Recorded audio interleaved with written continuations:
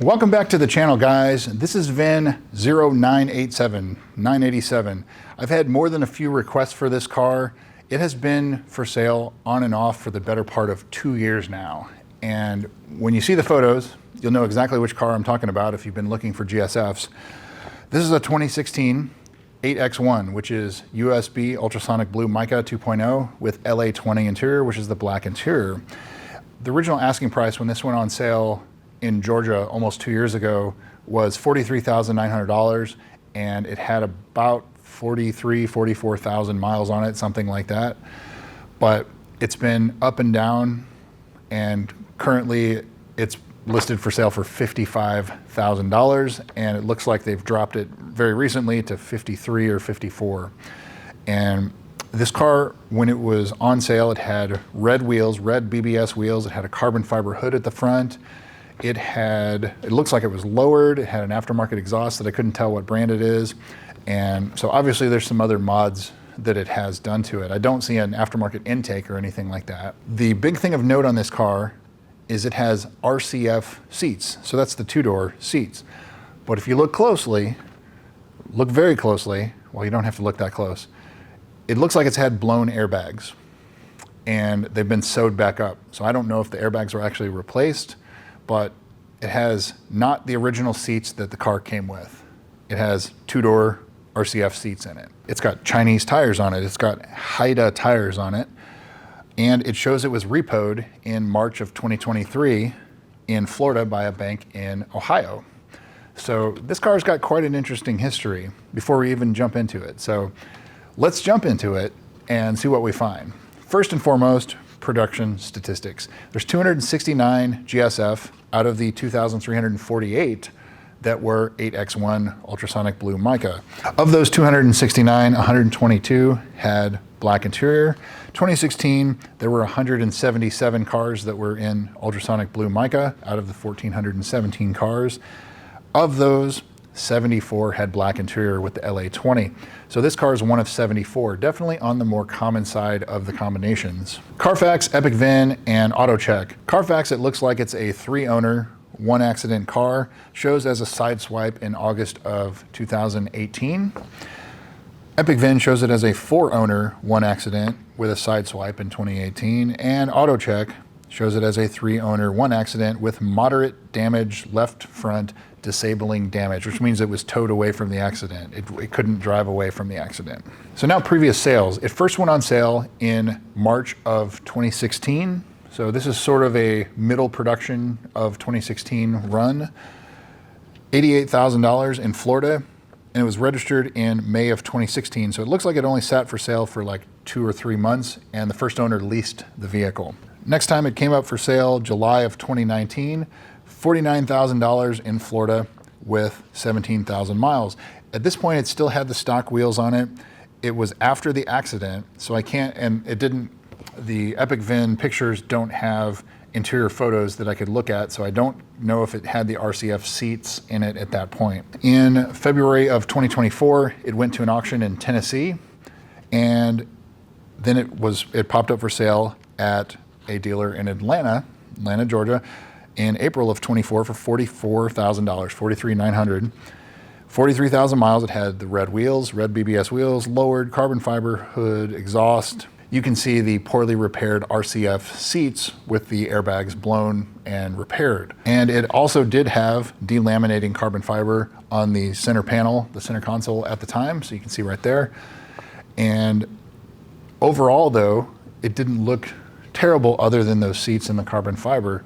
You know, the red wheels are not for everybody, and I think that that's why when it later got transferred to a different dealer, it looks like they re-powder coated the wheels or painted them or something. I would say probably to appeal to a broader audience. You know, the red on blue, the Superman, that's not for everybody, and so now they're just kind of a more neutral color. Looking at the for sale photos, the previous sale photos are tremendously helpful here because the current selling dealer is doing a pretty good job at trying to hide those blown airbag repaired seats because they don't show it very well. If you look at the previous ones, you can see it very clearly, but they're carefully photographed in these so that you can't see that. So that is something to note. But other things I see, If you look at the photos where the wheels are, you can see that the fender liners don't fit right, which is pretty indicative of some previous damage or something like that, where I don't think the brackets are behind them, or something is causing them not to fit correctly. And so the alarm bells start going off there. The carbon fiber hood, it is an aftermarket hood, but if you look on the passenger side towards the back, it doesn't fit very well. And I know some of the carbon fiber hoods, the cheaper ones, they don't fit well. Maybe this is one of them, or maybe something's off with the hood, with the alignment, with the brackets. The damage was to the left side, and this is to the right side. So, that's something of note as well. The carbon fiber on the driver's side front door looks like it delaminated. Somebody peeled it off. That's this kind of stuff right here.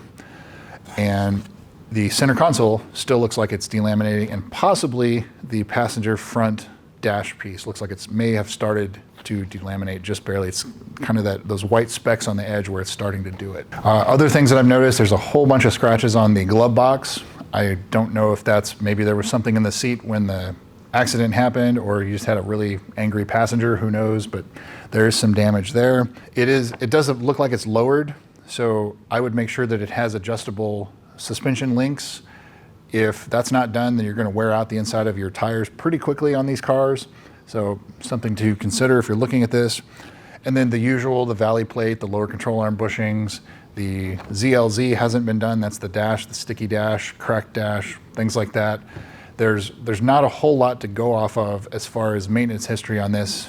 And the last time it was in a Lexus dealer was September 2020. So it's been 5 years since it's been in a dealer. Obviously the fact that there's a repo on the Carfax, that tells you a lot of what you need to know. Like, the person couldn't even afford the car, let alone the maintenance and things like that. Knowing that, I would expect that there's other things that this car is definitely going to need service-wise. So you're talking about, the age of it. You're talking about getting up there to 10 years old. So fluids, no evidence of the transmission, the differential, coolant, anything like that being done. I would expect to have to put money in for that. On to the service history. So the service history on this car, it was, as I said, it was last Lexus serviced 5 years ago, September 2020. This is August 2025. So just about 5 years since it's been in a Lexus dealer for service. The first of note is February of 2017, 6,000 miles. They reported a noise from the dash, but they couldn't duplicate it, so it wasn't fixed. The driver's side door light was repaired. Don't see that very often. January of 2019, 16,000 miles. The JLB recall was done. That's the high pressure fuel pumps. So good to see that's done. Battery was also replaced then. September of 2020, 27,000 miles. The low pressure fuel pump was reprogrammed. There's a technical service bulletin for it, and that's the buzzing or humming that you kind of hear in the back seat. So there's a fix for that, and this was done. So very common to see that done on most cars. And that was the last Lexus service. So if looking at the Carfax, there's only 2 other maintenance records, and they're both oil changes in 2021, 2022. Maybe they changed the oil again, probably not, but it's definitely due for some service for this car. The other telltale signs on this car are look at the brands of tires that they run. It's a cheap Chinese tire, a Haida tire.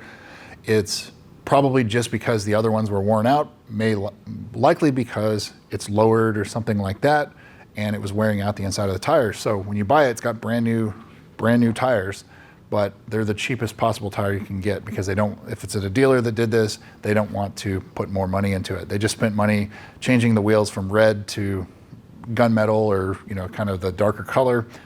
Let's throw some new tires on it at the same time, so you can sell it as a car with new tires.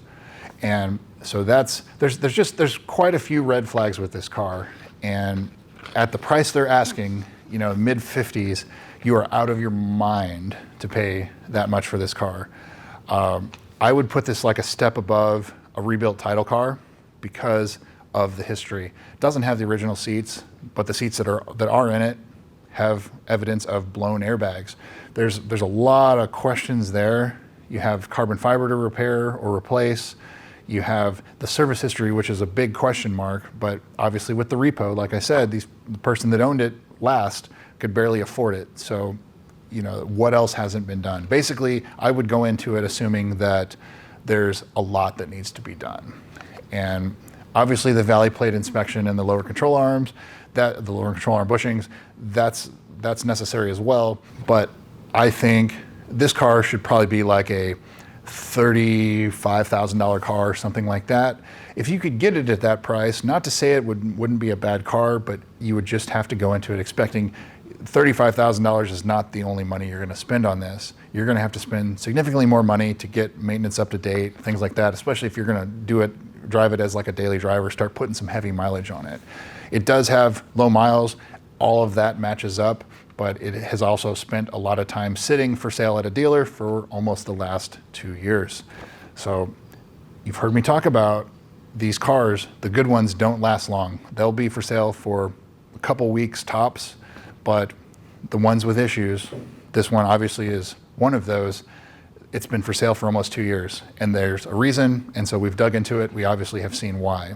You're gonna have to put a whole lot more money into it, and I don't know why the price went from $43,000 to $55,000 when nothing had changed other than getting rid of the red wheels.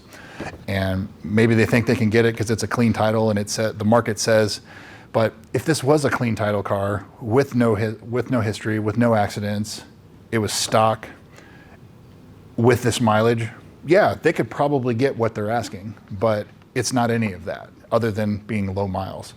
So I don't know. If it were me, I would move on.